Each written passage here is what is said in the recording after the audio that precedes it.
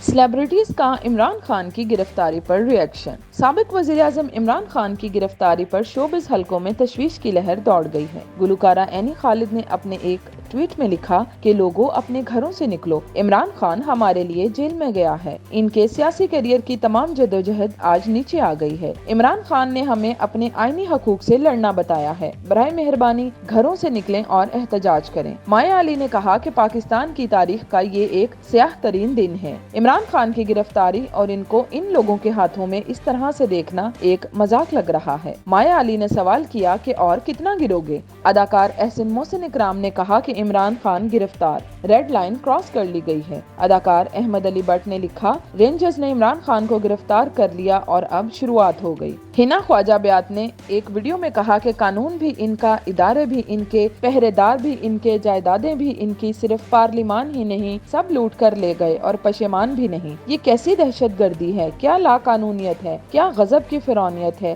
سب کچھ تو انہی کا ہے۔ قوم کے پاس ایمان ہے، اللہ کا احسان ہے کہ ایک خان ہے۔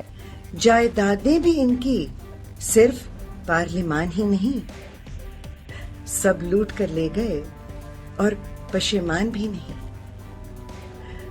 کیسی دہشت گردی ہے، کیا لا قانونیت ہے، کیا غضب کی فرعونیت ہے، سب کچھ تو انہی کا ہے۔ قوم کے پاس صرف ایمان ہے۔